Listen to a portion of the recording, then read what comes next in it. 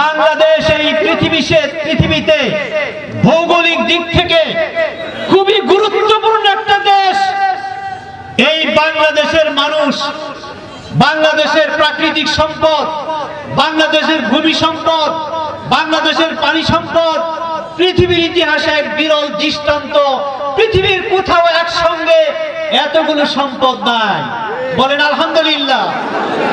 এই যে জাপান একটা উন্নত দেশ, এই জাপানের মাটির উর্বরতা, প্রোডাক্টিভিটি যেখানে 40% মানে উৎপাদন ক্ষমতা, যেখানে 40%, আমাদের দেশের মাটির উৎপাদন ক্ষমতা 60%।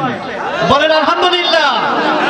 এই জাপানে গড়ে উৎপাদন হয় প্রতি একরে 17 টন, আর আমাদের বাংলাদেশের গড়ে উৎপাদন হয় মাত্র 1.5 টন। মাটি উর্বর, তার উৎপাদন কেন কম? এগুলো আমাদের বুঝতে হবে, জানতে হবে। সম্মানিত ভাইরা, এই বাংলাদেশ থেকে সমস্ত সম্পদ পাচার করে নেওয়া হয় ভারতে। সম্পদ পাচার করে নেওয়া হয় ভারতে।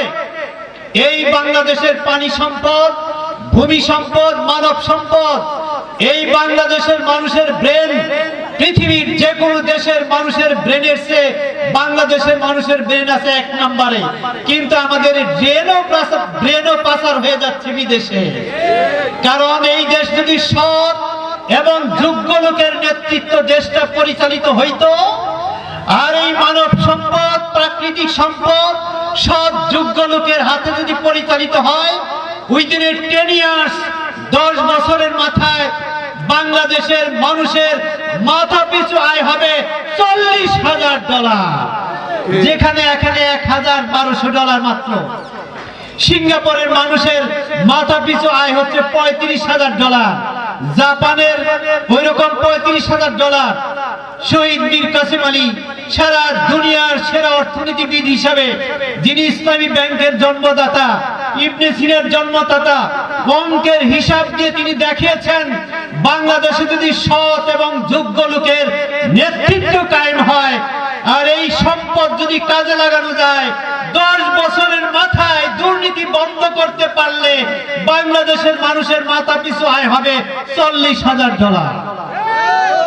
এই গত 2 দিন আগে বাংলাদেশের যাকাত ব্যবস্থাপনার যিনি পরিচালক, সেই পরিচালককে নিয়োগ দিয়েছিলেন শেখ হাসিনা। তিনি ইউটিউবে একটা বক্তব্য দিয়েছেন মাত্র 3 দিন আগে।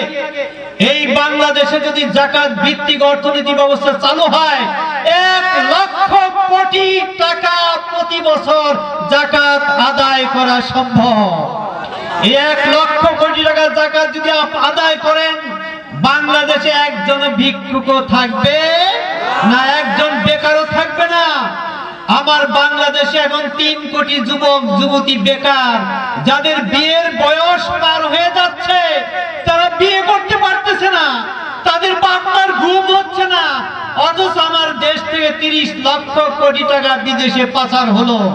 এই টাকা যদি পাচার না হয়ে আমার দেশে থাকতো, 3 কোটি যুবক যুবতীর যথাসময়ে কর্মসংস্থানের ব্যবস্থা করা যেত, যথাসময়ে বিয়ে শাদী করতে, সুখে শান্তিতে ঘর সংসার করতে পারতো, বাপ মায়ের দুশ্চিন্তা দুর্ভাবনার রাতে ঘুমহীন ভাবে রাত কাটাতে হতো না।